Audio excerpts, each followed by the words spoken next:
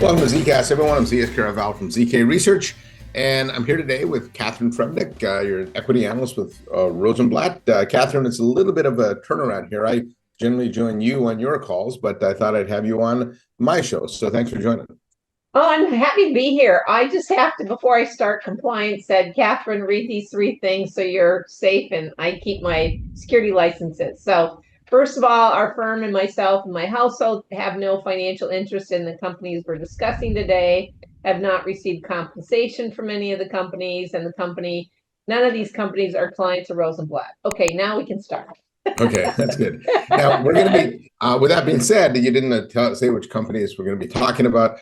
We're going to be talking about the publicly traded and a couple of privately traded communication as a service vendors. That's both UCaaS and CCaaS. More and more of those are coming together.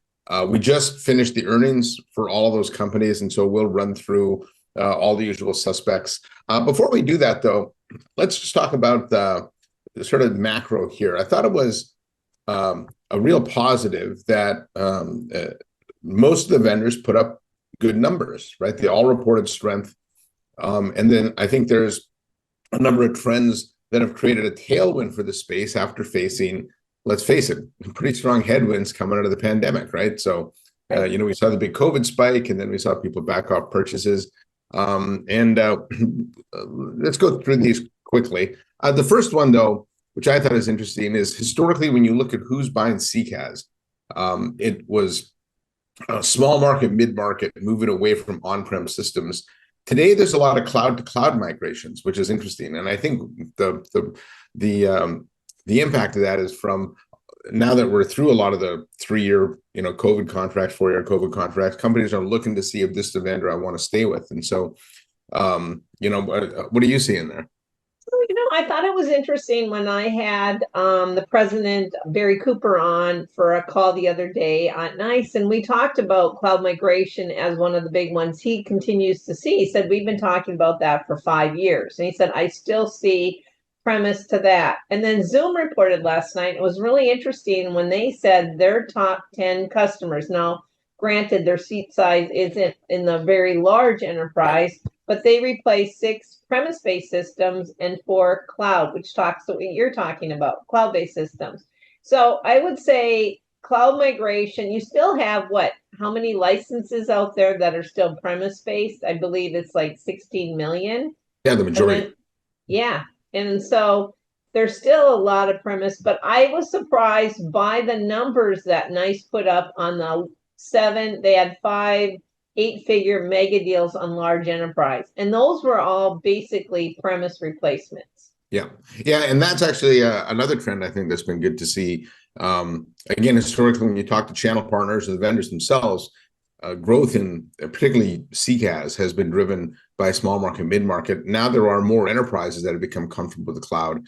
I do think regionally there's some issues, right? If you're in Western Europe, and you're probably likely to stick with prem longer than maybe if you're in the US. And so, but I think the question of whether CCaaS can support large enterprises is no longer a question. I think that's well understood. It just comes down to where you want your data, how you want to manage it. And so moving up market certainly expands the TAM for most of these vendors. Also, the other thing that's a driving force is digitalization, right? Yeah. I mean, when we had cloud migration, now you have a forcing function. Everything is online. Everything you do is online. Everybody needs to have a lot of their access to their forms online. So I think that's another trend that is pretty much under discussed, but is a prevailing trend for forcing the adoption at the large enterprise. Yeah, I think part of that is that trend's been talked about for a while, and it just took a while. But now I think more and more large enterprises are focusing on trying to digitize their contact center, which is long overdue. And I think part of that is the fourth trend here, and that's AI, right? And so the thing with digital is you get better data off it, and this industry, like all industries, has been crazy over AI. I think it's when I look at the industries that AI is going to impact, customer service is always up near the top, and so. All the vendors did talk about the strength they had in AI and the interest. I'm seeing more And from a practicality standpoint, I'm seeing much more interest than I am deployments. I see a lot more use of AI internally for agent assist than I do as a customer facing tool. But you can see this is the trend that it's going. And I'm curious, what are you picking up? No, I would say the same thing. I thought it was interesting. All of them talked about strong AI trends. All of them gave some pretty interesting examples. I think you're seeing more real live examples, maybe from a NICE where they talked about one of their $10 million deals was really based on AI. And then you had Five9 kind of give you some like, well, if you have AI as a part of the deal, it does trim down the call volume, but increases their subscription rate. But you're starting slowly to show they're showing evidence in the earning calls on this, but from a field point of view, when I talk to Avant or a Talaris, they go, yeah, we're selling AI, but I don't really get a good feel of how much of a deal that went through was actually a lift from AI. Yeah, I think that's probably an accurate way to say it. And I am curious, like, I don't know if anybody's really done a study on this. Maybe I should do it. is looking at, our customers planning to consolidate agents. What do they expect their increase in volumes to be on the digital side? And then how would they like to pay for that, right? And I think this industry, you look at a company like Five9. I've always joked that, Barry Zwarenstein, the CFO's got the easiest job in the Valley because 95% of the numbers baked coming in the quarter because the per seat per month model is very predictable. Once you get into digital, now you go to more utilization based and you become more seasonal. So a retailer is going to drive a lot more volume from Thanksgiving to Christmas. Like an accounting firm during tax time is going to drive a lot more value. And so you may wind up with a bunch of spikes. And that's something this industry hasn't seen. Well, they're not really reporting on usage-based pricing yet either, which is interesting. Yeah, not yet. Yeah, but I think that's going to come. I'm just not sure how fast I'll want to move into that. Yeah, and I think the other thing AI drives is, the one more trend I want to talk about, and that's platform consolidation. I think historically, when you buy contact center, you buy your QEM from another vendor, WFM from another vendor, right? You probably your digital tools, your IVAs from other vendors. And I think NICE has probably done the best job of this. In fact, they've managed to quantify it at their analyst day last year. They talked about when they win a large enterprise deal, they replace the contact center, the legacy one, but then 5 other products as well. And part of this, I think, is driven from the fact that if I'm going to do AI in my contact center, I need to consolidate my data for better AI. And so that's been an interesting trend to watch. But that certainly is part of the TAM expansion that we talked about earlier. Yeah, and did you see you said earlier before we got on the call that you saw the TAM expansion in the numbers from NICE? I'll have to go grab that PowerPoint. Yeah.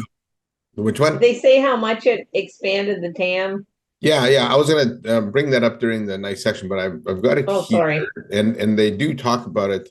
Actually, they just sort of qualitatively talked about how the move from agents to interactions, from compliance and crime to risk, and from public safety, from 911 to digital evidence, are moving into whole different areas, right? So that's sort of that's a really interesting trend to watch for them. I'll see if I can find that and include the slide though, because I do think that was a notable part of their earnings transcript. And the thing I liked about it was they're actually one of the first vendors to try and actually redefine the TAM, right? Yeah, exactly. Yeah, because so long we had Gartner and IDC and everybody talking number of seats, and it's going to have to eventually include usage base also. Yeah. And okay, well, let's get into the actual numbers, and we'll do these, I guess, in chronological order as they reported. The first one was 8 by 8. Yeah. And so what were your thoughts on the 8 by 8 quarter? Their revenue was down slightly. Their CPaaS was good. Their outlook was good. But what did you think of their quarter? So basically, I think Sam's done a really good job. He's been at the helm since 23, and they've cut their debt by 147 million, put a lot of money into R&D. So they have better products, they have a better ecosystem. What was interesting when I spoke to them is they had 20 new deals with contact center. They are competing against everybody. So he was really excited about he feature functionality catching up with the whole mainstream. Where I found it interesting is they seem to be winning against like legacy Cisco install base is where I saw a lot of their wins come this quarter. But he said he had a decent win rate against, some of the other guys in the mid-market like NICE and Five9 and Zoom and RingCX. So that was good to hear. The thing is, the street really hasn't appreciated his taking the knife and really trying to redefine their growth. And I think it's going to take a little bit longer for them to show some growth, but I think he's done the right things as far as, balancing out the debt and restructuring all the products. So Yeah, I think it's stories. You can talk vision all you want. You got to put up the numbers, and I think that's where they are now. If they can put up consistent numbers, I think the stock's got a lot of movement. I also think at this valuation, though, if somebody's looking to consolidate share, boy, they're a pretty cheap stock right now. Well, and he has a decent customer base too, right? And he has good technology. I mean, they have done a good job on contact centers, so they have good technology. Yeah, they one of the slides they put up talked about a lot of all their product innovation recently, and now that the Fuse integration's done, they can step on the gas as far as product goes. But they've announced a number of new products. 8x8 Validate, which is a self-service tool for UK citizen. They had an intelligent customer assistant, some proactive outreach tool, a bunch of AI tools, and so it's not like they've not innovated, right? They've kept up, and I think that's one of the reasons why they're so competitive out there. They just, to me, this comes down to, can they get more at bats, right? And if with their win rate the way it is, they just need to get more, into more opportunities. Yeah, and they now have, like, they had only 2 products to sell, now they have 10 products to sell. So I think that will also help them out in the next year. And now that he has the products available to sell, that should help them drive some stuff. But I think I was surprised to see the CPaaS business actually grow 40% year over year. And that has been, really struggling. So he did a lot of work, new management team, integrated in with the ZKast business, and it's done a lot better. So, to be determined, but they have to put the gas on and get more at bats. Yeah. In fact, I think of all the vendors that have been trying to sell integrated UCaaS, CCaaS, or XCaaS in their vernacular, I think they've actually done the best job of coming up with use cases, right? They had the agent workspace, the sales workspace. And so they're actually delivering different interfaces for different users. And I think that's one of the things that the industry hasn't done a good job of. While, I'll agree that a salesperson or customer success person needs to have CCaaS functionality, they don't need a full agent dashboard, right? And so what 8x8's done a good job of is actually creating different UIs for different users, which I think, is the direction this industry is going to go. So, yeah, I agree. Okay, so let's go to 8x8. 8x8 had a really quarter. RingCentral. RingCentral had a really good quarter. One of the big positives was the strength in RingCX. When they first launched it, their own contact center solution, I was a little skeptical as to how quickly they could decouple themselves from NICE. But they seem to have done a pretty good job of that, right? So they announced 350 customers since the launch last December, which, I mean, that's just 8 months ago. They talked about a number of large wins. They talked about 800 wins for RingSense AI.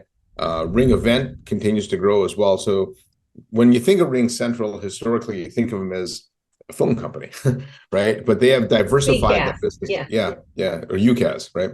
Yeah. But they've diversified themselves quite nicely. And your thoughts on the quarter? Well, I thought it would be good. I was a little bit hesitant on it, I have to tell you, because they have restructured so much in the last year, right? The last 2 years.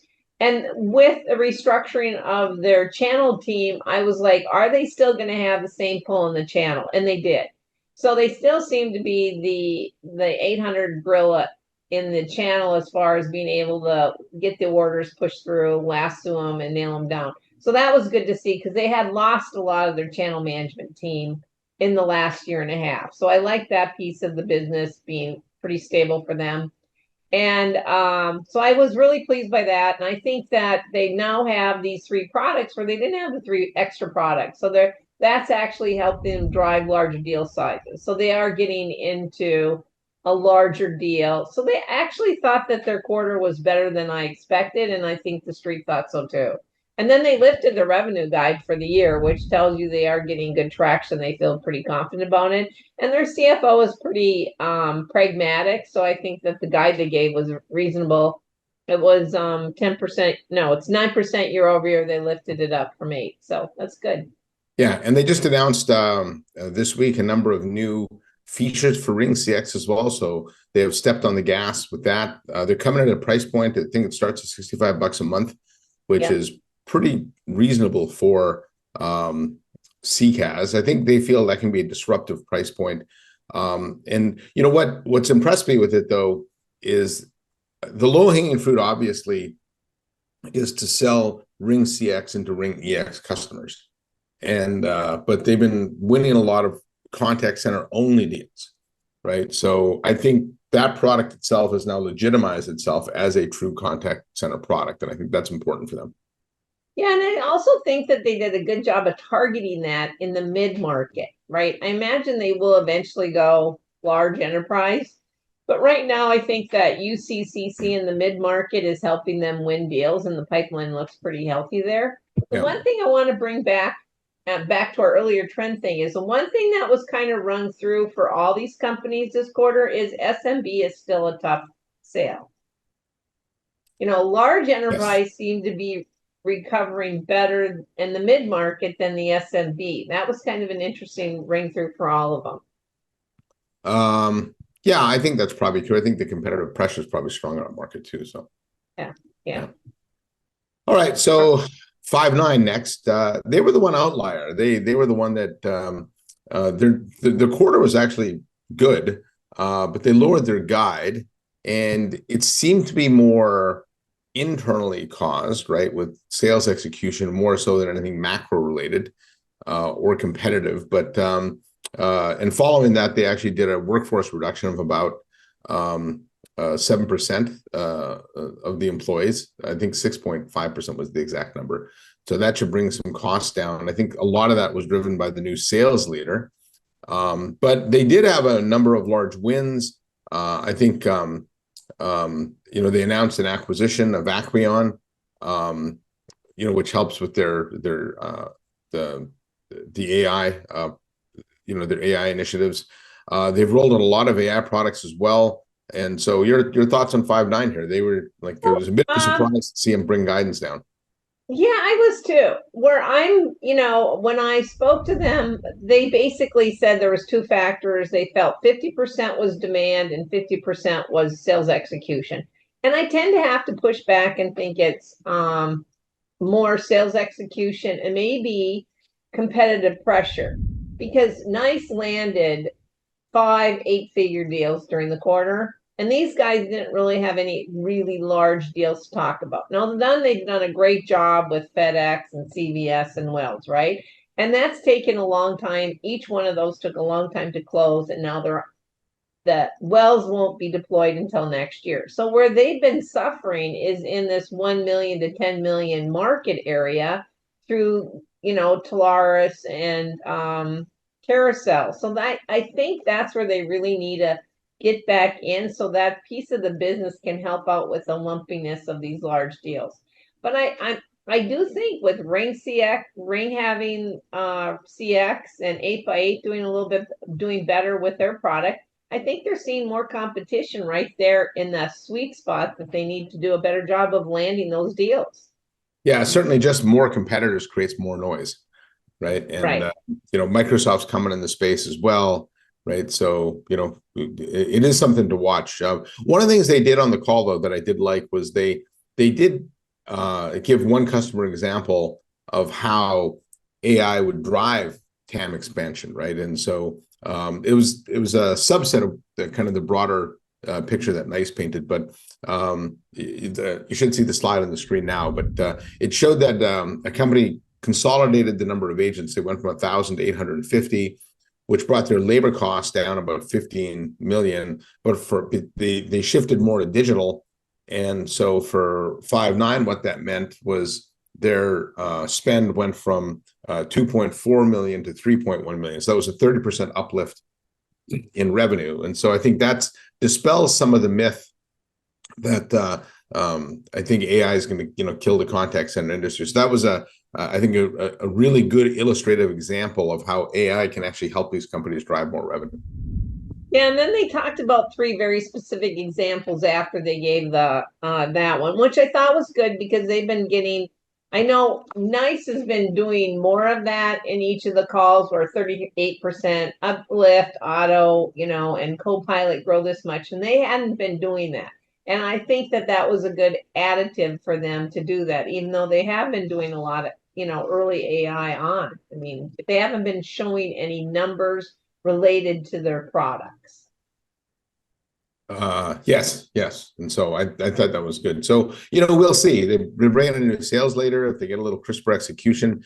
I had a follow-up call with them the day after the earnings call. They said if a couple of other deals had, come in, their outlook would have been a little different. So, we'll see a little crisper execution might, help this company rebound quite nicely. Well, yeah, and the thing is, Dan had been running sales for how long and had several other roles in the company. So having someone manage the funnel day to day is a good idea.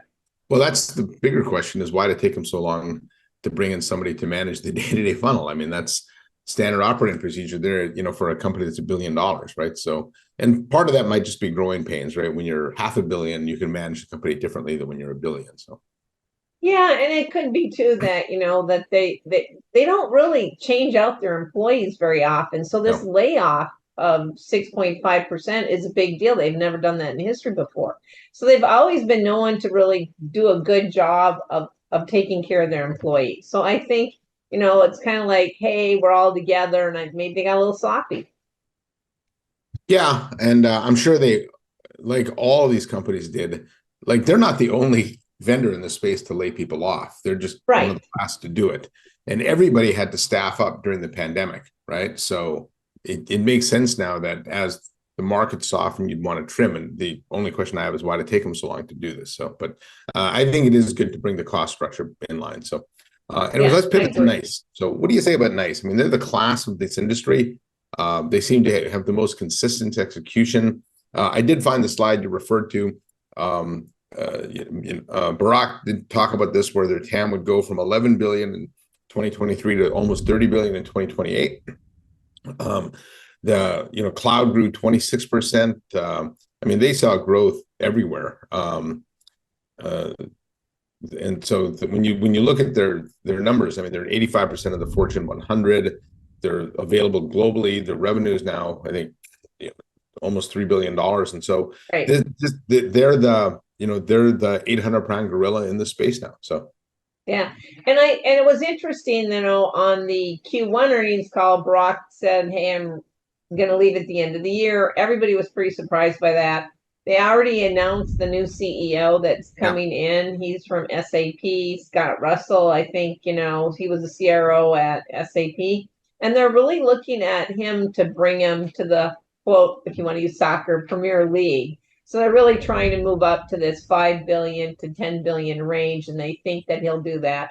And when I asked them about, are you going to change out any of the staff, whatever, and I don't really think that he's going to change the direction they're heading. They're really looking to pool his leadership from what he's gained at SAP to help them with their ideas and drive it more. So I don't expect a lot of C-level changes once he lands in January. I'm pretty excited to have him.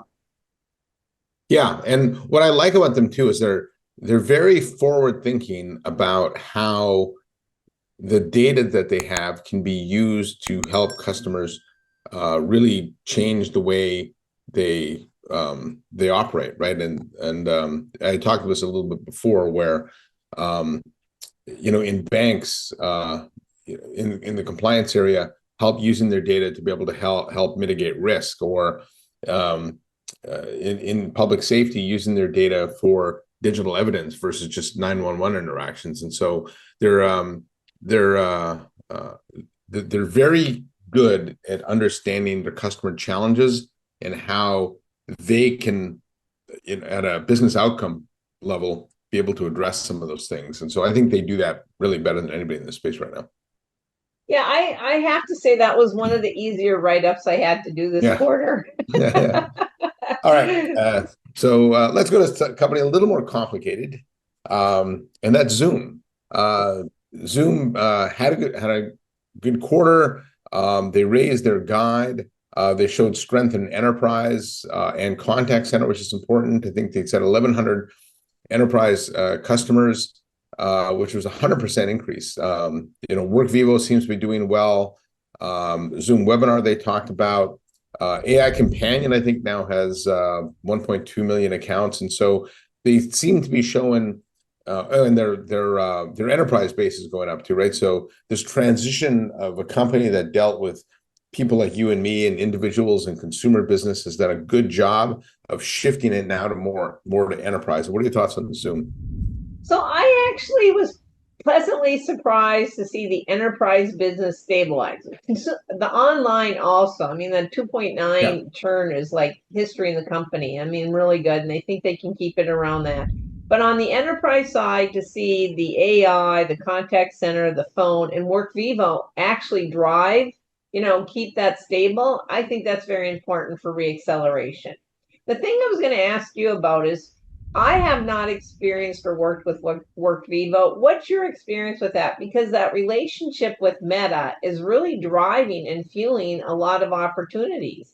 I mean, they said their pipeline grew 100% and that they had, I think, 69 customers that drove over 100K ARR from WorkVivo. So what's your experience with that product?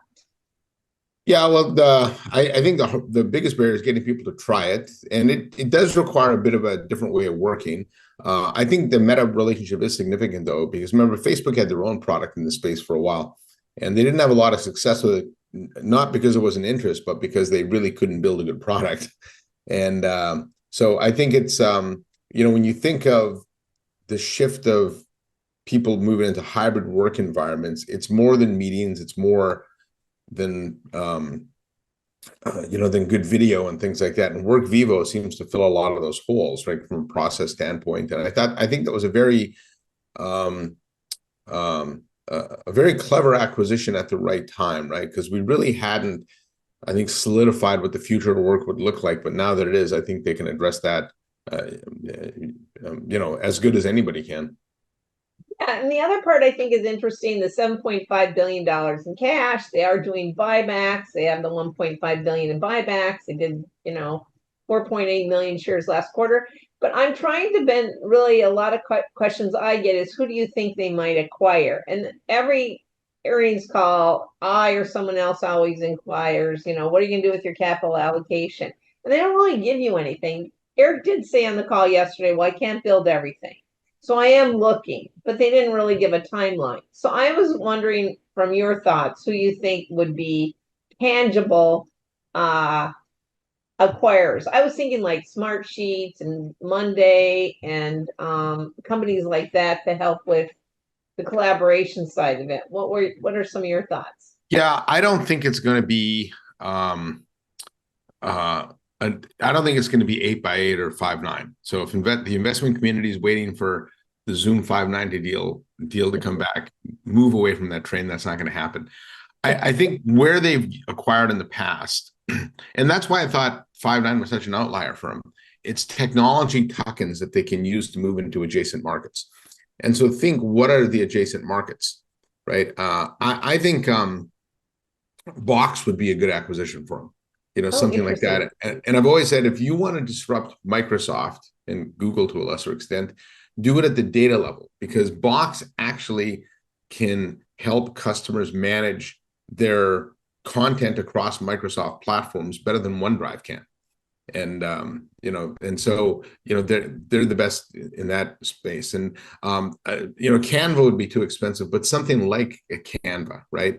Maybe somebody a little bit smaller that changes the way you work. And I know Zoom Docs is, I think, more in the lines of Canva than they are Docs. So I'd like them to rename that product. but Yeah, something that that is can, so confusing, that name of that product, because you're like, what?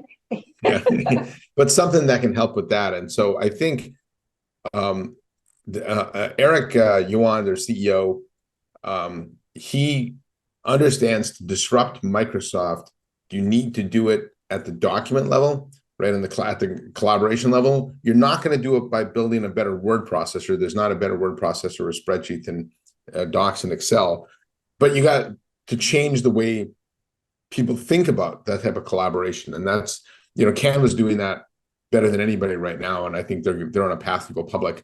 But something like that, right? There's lots and lots of competitors trying to do that today. I can also see stuff in the video analytics space, maybe to help people get more out of that, to help with their AI. But I think it will be adjacent to what they're doing. And to your point, I think the collaboration space makes some sense.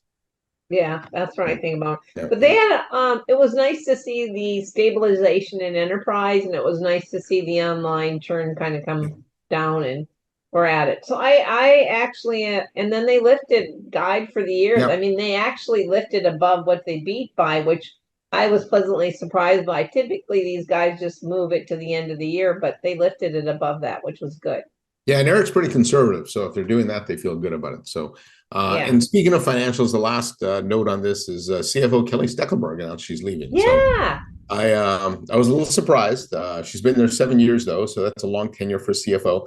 I personally like Kelly a lot. I think she's always been very forthright and frank about things going on with the business, and so she'll be missed. But Zoom's getting bigger, and I suppose as companies change, they need different skill sets. And so Kelly will move on to something else and they'll bring someone else in. But from a personal note, I've always enjoyed my interactions with Kelly, and I'll certainly miss her in that role. Yeah, I thought it was interesting. I don't know how many CFOs have built a company from 150 million to almost 4.5 billion Yeah. in 7 years. And that's nice to have on your resume. And she did say on the post call that she's going back to a startup. Yeah. So she's staying through Q3 and then going to startup, but nothing to do with the sector, comm sector. So Yeah. interesting to see where she shows up. The next 150 to $4 billion company. So, what's going to be interesting to see is, with a lot of the Wall Street, TV appearances, she often did that for Eric, right? And so it'll be interesting to see who becomes the face of the company now to the investment community. So, right. Yeah.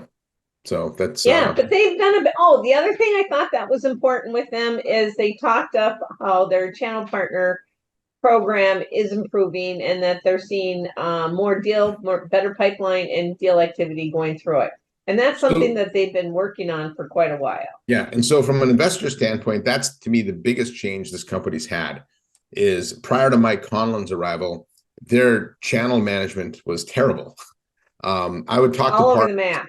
Zoom would come in at the 11th hour and steal deals from their partners. And I talked to Mike Conlon about that, and he recognized you can't do that kind of stuff, right? The channel's your friend. You got to do everything you can to enable them. And the channel partners that I've talked to have said it is a 180-degree difference in their channel management now. And so the channel in this space is very competitive, right? There's lots and lots of companies to sell. You're going to do business with the ones that are easy. And the channel tends to drive a lot of sales, especially mid-market, and down. And so I think that hire was one of the key hires that they made this year. And I think that's going to have a pretty significant impact on the company's growth. Yeah, I agree with you on that. Should we touch on some of these private companies? Which one should we hit first? Let's do Dialpad. Dialpad.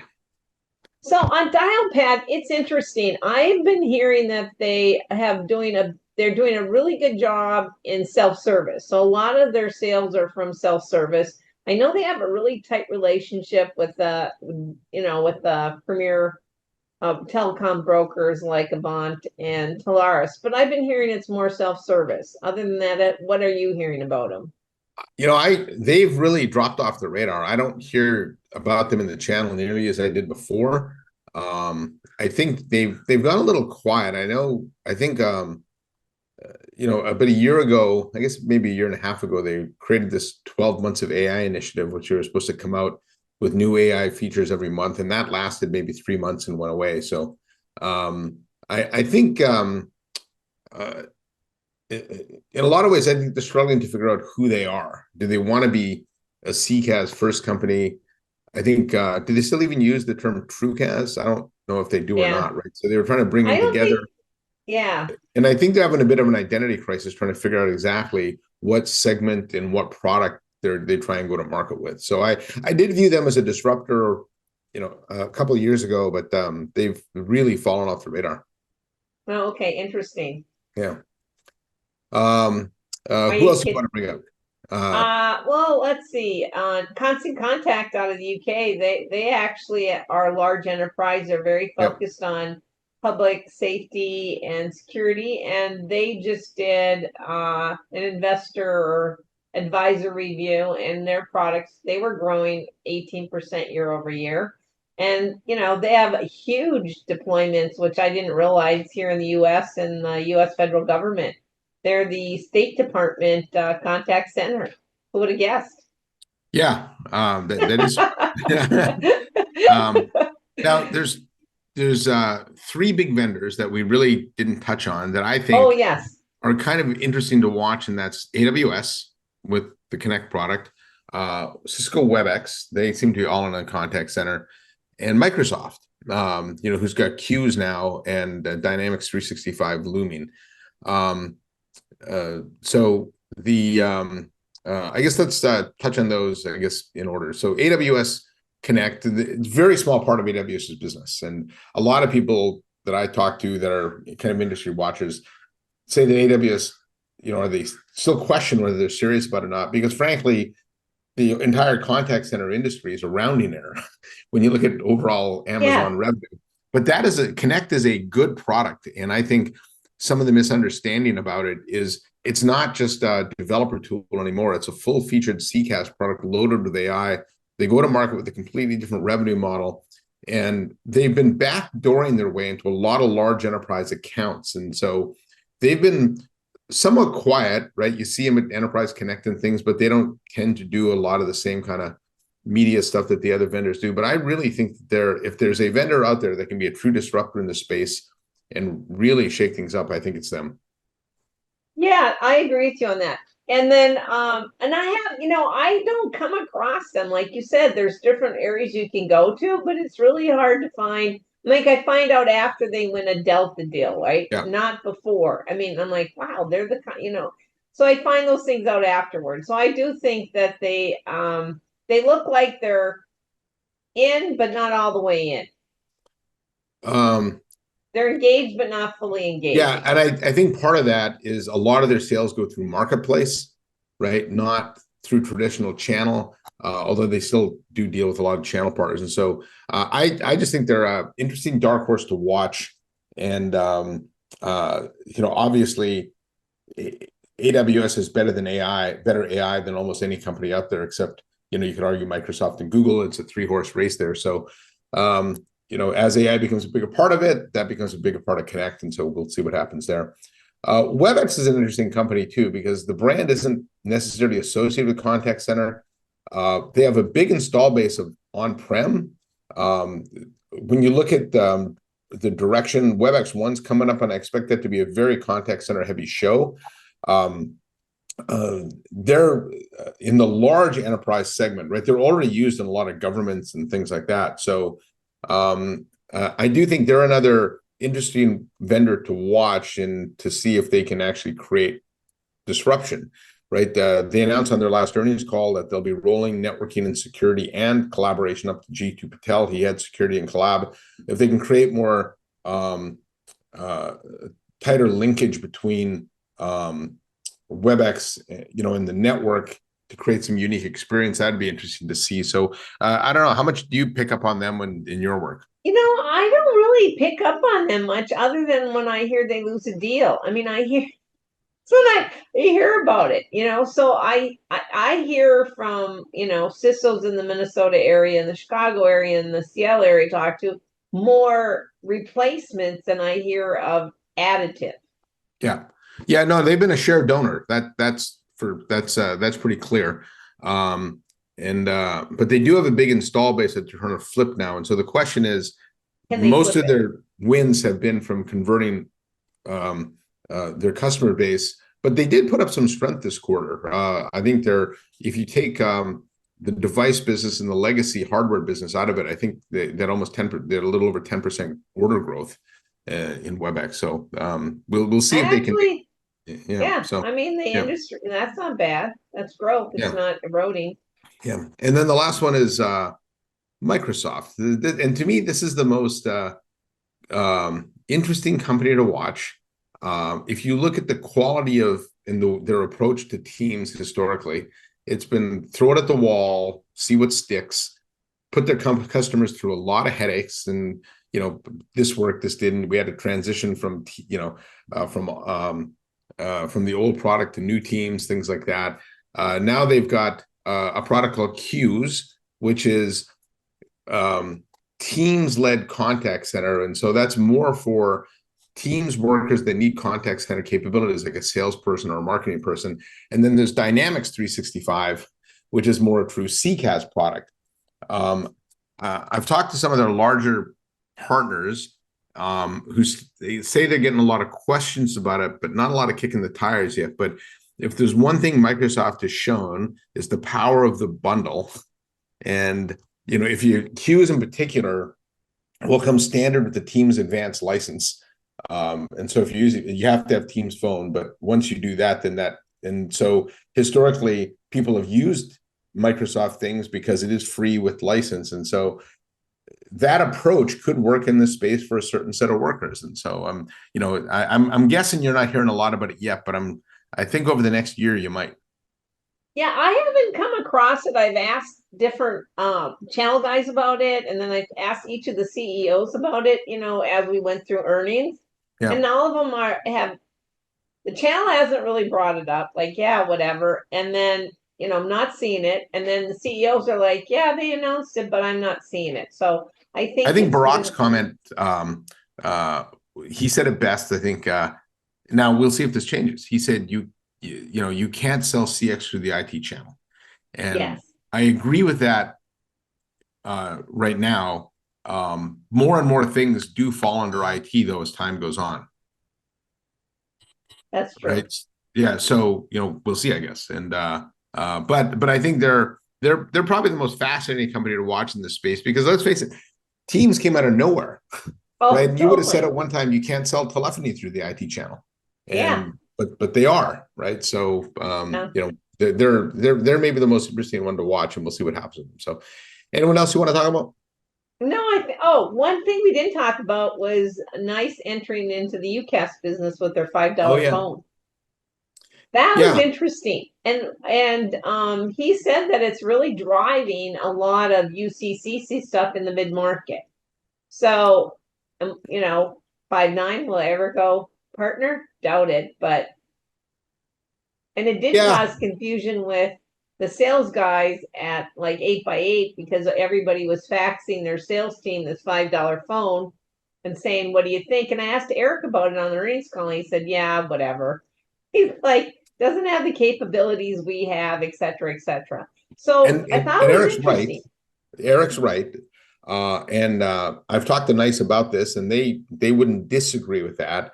Right now, it's sort of a defensive play, right? Where, in fact, you have to be a CX1 customer to buy one CX, which is their, you're right. So they're not trying to lead with it, but their feeling is at $5 a month, they have a much better opportunity to disrupt UC with a low price point than a UCaaS vendor would to try and bring the price down to CCaaS, because it is such a high value area. And I think they're right about that. And so that does leave Five9, I think, is the only true, is that right? Are they the only CCaaS player now without any kind? You're right. Because TalkDesk has a phone. Yeah. And so we'll see if they address that down the road. It's the same channels. It's actually not that hard to build. But to me, the interesting thing for NICE will be if they decide to ever lead with that, and you hear them win their first, handful of UCaaS only deals, right? That would be, that would be really interesting. Well, I think it's really interesting that they want to actually grab the UC piece of in the mid-market. I think that's smart. It's less expensive. They can add it on. They're already buying contact center. I think it's a smart strategy. Yeah, I do too. So, all right. Well, just in general, I think things are, the sector's showing some tailwinds now, which is, I think we haven't said that in a while, No, we right? haven't. We've seen a lot of headwinds, and so that was I good to know. I see. was actually, when I finally wrapped it up yesterday, I was like, oh, wow, this is really actually one of the better quarters I've covered in a while. My reports are pretty positive Yeah, outside Five9.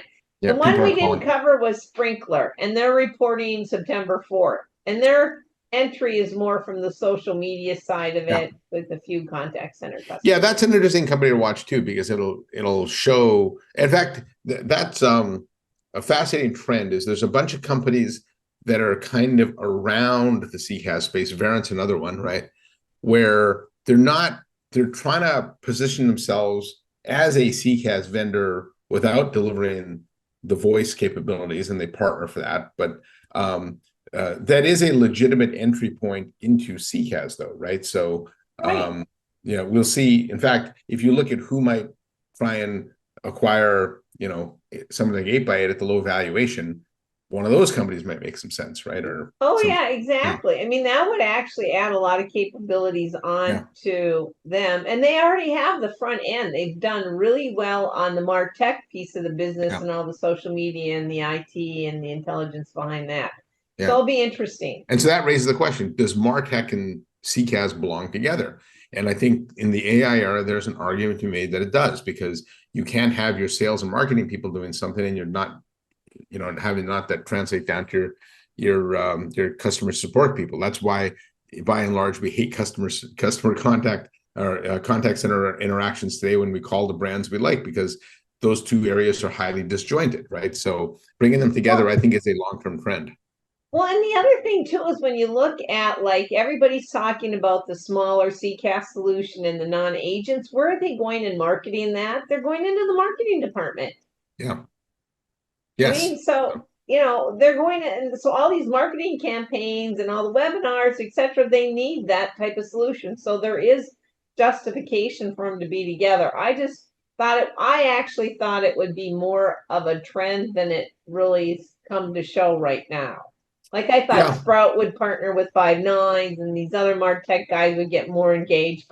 And maybe it might happen in another year, but it hasn't happened yet. No, give it time. I think it's on the roadmap. So, Yeah. All all right. right. Thanks for taking me today. All right. So on behalf of Catharine Trebnick from Rosenblatt, I'm ZS Caraval from ZK Research. Say thanks for watching. Please hit the subscribe button, and I'll see you on my next episode of ZKast. And Catharine, I'm sure I'm seeing you at some event sometime soon.